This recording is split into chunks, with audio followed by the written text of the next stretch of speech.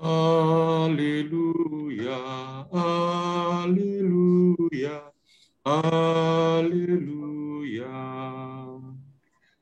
Haleluya, haleluya, haleluya.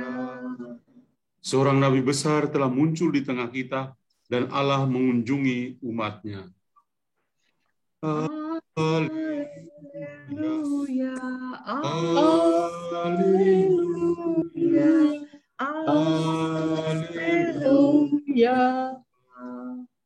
Tuhan bersamamu Dan bersama rohmu. Inilah Injil suci menurut Matius. Dimuliakanlah Tuhan. Pada suatu hari Yesus menyingkir ke daerah Tirus dan Sidon.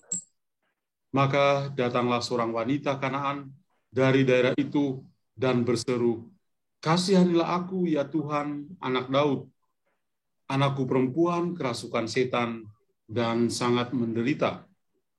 Tetapi Yesus sama sekali tidak menjawab. Lalu para murid Yesus datang dan meminta kepadanya, "Suruhlah wanita itu pergi, sebab ia mengikuti kita sambil berteriak-teriak."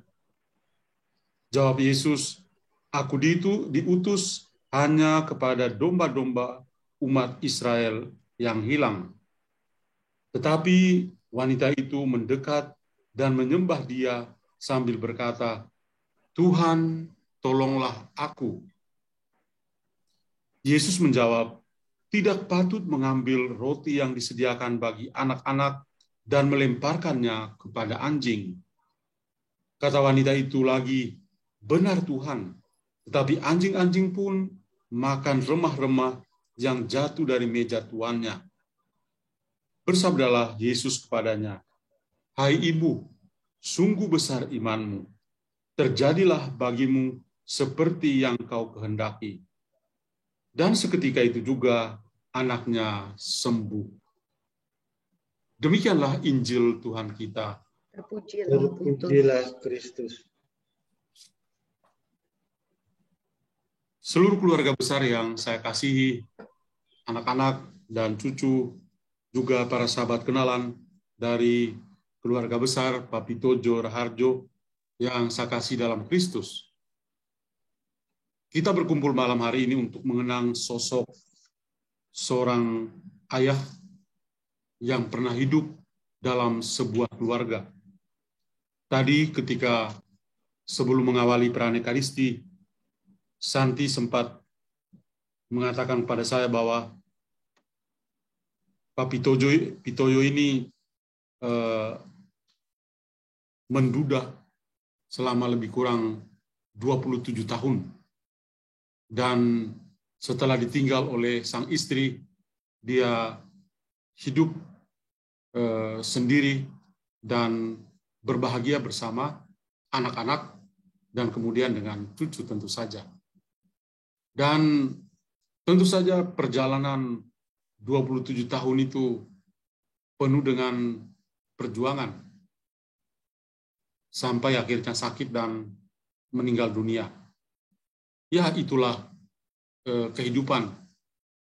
Dan Santi sendiri mengatakan kepada saya ya bahwa belum 1 tahun ya dia juga dan Martin juga ditinggalkan oleh suami atau oleh ayah dari Martin. Itulah kehidupan kita, dan saya yakin bahwa selama masa pandemi ini juga ya, banyak saudara dan saudari kita yang juga mengalami hal-hal yang sama. Kehilangan orang-orang yang dikasihi. Namun demikian, kita semua percaya bahwa hidup kita di tangan Tuhan. Sama seperti seorang tokoh dalam kitab suci, Ayub. Ayub mengatakan, Tuhan yang memberi, Tuhan yang mengambil, terpujilah nama Tuhan. Dan itulah hidup kita di hadirat Tuhan. Tuhan yang memberi, Tuhan yang mengambil, terpujilah nama Tuhan. Dan secara liturgis pada hari yang ke-7 ini, kita semua diingatkan bahwa hari ke-7 adalah hari di mana Tuhan beristirahat sejenak setelah Dia menciptakan segala sesuatu. Oleh karena itu orang-orang yang dipilih atau orang-orang yang meninggal dunia juga dipanggil oleh Tuhan untuk mengalami yang namanya keabadian. Memperoleh yang kita biasa sebut peristirahatan yang abadi. Dan itu saya yakin bahwa sudah sedang dirasakan oleh Pak Pitojo yang sudah dipanggil oleh Tuhan. Saya secara pribadi tadi saya katakan bahwa ketika dia masih di ICU di Rumah Sakit Karolus, saya juga diundang untuk bisa mendoakan meskipun melalui video call. Tapi saya yakin bahwa doa-doa kita yang kita panjatkan selama dia terbaring di rumah sakit hingga meninggal dunia dan sampai malam hari ini, saya yakin bahwa doa-doa yang kita sampaikan kepada Tuhan itu berkenan di hati Tuhan. Saya percaya Tuhan pasti mendengar dan mengabulkannya.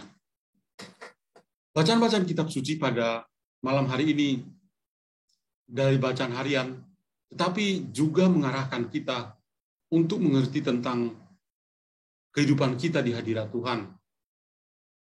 Dalam bacaan pertama kita mendengar pengalaman dari umat Israel yang sedang melakukan pesiarahan, sedang berjalan menuju ke tanah terjanji. Dan Tuhan sudah menjanjikan kepada mereka tanah terjanji yang kaya dengan kebahagiaan. Kebahagiaan yang dimaksudkan adalah ada banyak harta benda yang akan mereka nikmati, kaya dengan susu dan madu, ya, penuh dengan harta yang membuat mereka pasti merasa bahagia. Dan kebahagiaan itulah yang menjadi rencana Tuhan bagi umat Israel. Oleh karena itu sebelum mereka masuk ke tanah Kanaan, mereka pergi dan survei dulu. Dan ketika mereka pergi survei, apa yang mereka temukan? Yang mereka temukan adalah apa yang dikatakan oleh Tuhan atau yang dijanjikan oleh Tuhan itu benar-benar ada. Kekayaan-kekayaan yang dimiliki di tanah Kanaan itu sungguh ada. Dan sambil kita merenung tentang pengalaman bangsa Israel dalam perjalanan sebelum mereka memasuki tanah terjanji, kita juga melihat bahwa sebetulnya kita berjalan dalam jalan yang sama. Kita juga sedang bersiara menuju ke tanah terjanji atau bersiara menuju ke tempat abadi yang Tuhan janjikan kepada kita yang penuh dengan kebahagiaan. Sama seperti bangsa Israel dijanjikan bahwa di tanah terjanji itu penuh dengan harta kekayaan yang membahagiakan mereka, penuh dengan susu dan madu, dan harta-harta yang lain, dan itu menjadi kebahagiaan bagi mereka. Kita semua juga sebenarnya diarahkan oleh bacaan dari kitab suci hari ini untuk melihat ke depan, bahwa pada suatu saat nanti kita juga akan masuk ke tempat yang dijanjikan oleh Tuhan, tempat peristirahatan yang juga membahagiakan. Sekarang ini, ya, saya yakin bahwa Pak Pitojo yang kita doakan itu sedang mengalaminya. Dan kita juga sedang berjalan menuju ke sana. Dan suatu saat kita juga akan mengalami kebahagiaan yang dijanjikan sendiri oleh Tuhan kepada kita. Lalu dalam bacaan Injil, kita mendengar tadi sebuah mujizat yang dilakukan oleh Yesus karena iman dari sang ibu. Seorang ibu datang kepada Yesus dan minta supaya Yesus bisa menyembuhkan anaknya yang kerasukan setan dan sangat menderita. Dan karena iman dari ibu itu, maka anaknya menjadi sembuh. Saya lalu berpikir bahwa apa yang kita sedang lakukan, yaitu doa-doa kita pada malam hari ini, menunjukkan bahwa iman kita, iman saya, Romo, dan iman seluruh keluarga, iman kita semua itu punya kekuatan yang besar untuk menyelamatkan atau memberikan kebahagiaan abadi bagi Bapak Pitoyo yang kita doakan malam hari ini. Kita semua berkumpul bersama dan kita merasakan kehadiran Tuhan. Dan tentu saja apa yang kita rasakan ya dalam kehidupan kita, dalam kehidupan iman kita, ya itu juga yang akan menjadi kekuatan untuk bisa menyelamatkan Bapak Pitoyo. Sama seperti sang ibu, karena dia percaya kepada Yesus, maka Tuhan Yesus bisa menyembuhkan anaknya. Demikian juga iman kita kepada Kristus itu memiliki kekuatan yang luar biasa untuk bisa memberikan kedamaian abadi atau tempat bahagia yang abadi bagi Pak Pitoyo yang kita doakan. Iman kita itu bisa menyelamatkan orang-orang yang kita kasihi, orang-orang yang kita doakan. Maka saya yakin bahwa malam hari ini Tuhan betul-betul menyapa kita. Ada dua hal yang Tuhan mau sampaikan kepada kita malam hari ini. Yang pertama bahwa dalam kehidupan kita, kita punya satu tujuan yang jelas. Kita sedang bersiara menuju ke tanah terjanji. Kita sedang bersiara menuju ke tempat yang Tuhan janjikan kepada kita. Dan Tuhan itu tidak mengingkar janji. Tidak membuat perang kepada kita. Tapi Tuhan berjanji dan dia akan memenuhi janji yang dia berikan. Orang-orang Israel dalam bacaan pertama tadi sudah mengakui. Ketika mereka tiba di tanah Kanaan, mereka melihat sendiri apa yang dijanjikan Tuhan sungguh nyata. Dan kita juga suatu saat akan mengalami yang sama. Lalu hal yang kedua adalah bahwa dengan iman yang kita miliki, dengan doa-doa yang kita panjatkan pada malam hari ini, juga menjadi kekuatan untuk bisa menyelamatkan Pak Pitoyo.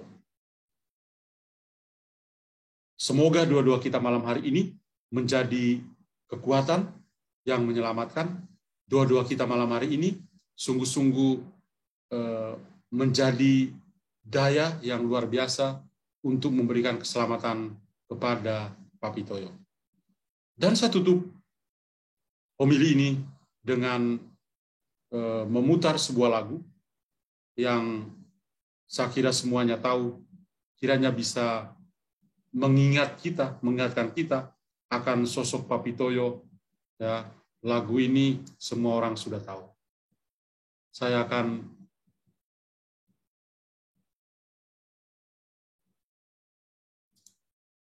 share screen dulu sebentar. Di mana akan ku cari? Aku menangis seorang diri.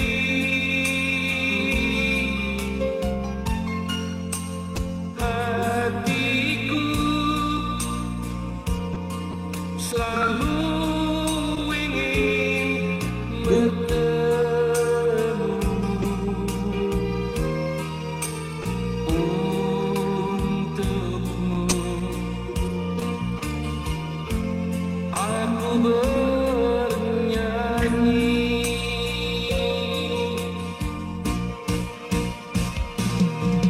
untuk ayah tercinta. Aku ingin menyanyi walau air mata di pipiku.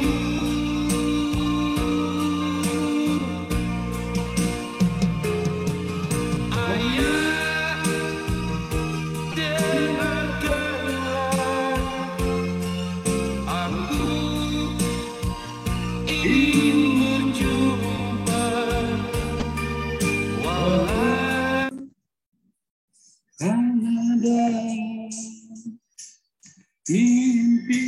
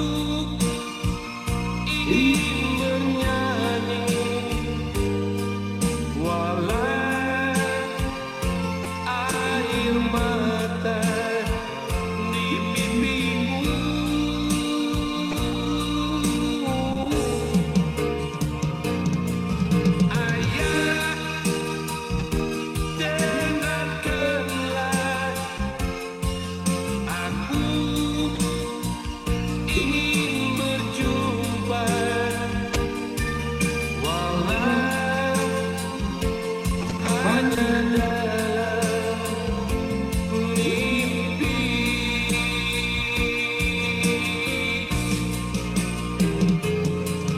Untuk anak